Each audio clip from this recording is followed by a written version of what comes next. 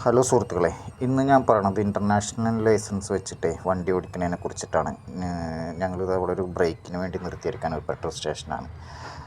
ഞങ്ങളുടെ visa Lithuanian വിസയാണ്. അതുകൊണ്ട് ഞങ്ങൾക്ക് ഇൻ്റർനാഷണൽ ലൈസൻസ് വെച്ചിട്ടാണ് ഞങ്ങളിവിടെ വണ്ടി ഓടിക്കുന്നത്. അപ്പോൾ ഇവിടുത്തെ ലൈസൻസ് എടുത്തിട്ടില്ല. അപ്പോൾ നമുക്കിത് LT എന്ന് പറഞ്ഞ് കണ്ട ഇത് ലിത്വാനിയൻ രജിസ്ട്രേഷനാണ്. അപ്പോൾ ഈ കമ്പനിയുടെ വണ്ടി മാത്രമേ നമുക്ക് ഓടിക്കാൻ പറ്റുള്ളൂ. ഞങ്ങൾ വർക്ക് ചെയ്യണത് ജർമ്മനി ആയാലും ലിത്വാനിയയിലാണ് ഞങ്ങളുടെ കമ്പനി ഉള്ളത്. അപ്പോൾ ആ കമ്പനിയുടെ വണ്ടി മാത്രമേ ഞങ്ങൾക്ക് ഓടിക്കാൻ പറ്റുള്ളൂ ഇൻ്റർനാഷണൽ ലൈസൻസ് വെച്ചിട്ട്.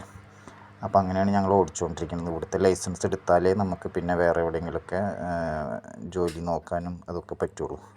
അപ്പം നമുക്ക് നിലവിൽ ഈ കമ്പനിയുടെ ലിത്വാനിയയിലുള്ള വണ്ടികൾ നമുക്ക് ഓടിക്കാം.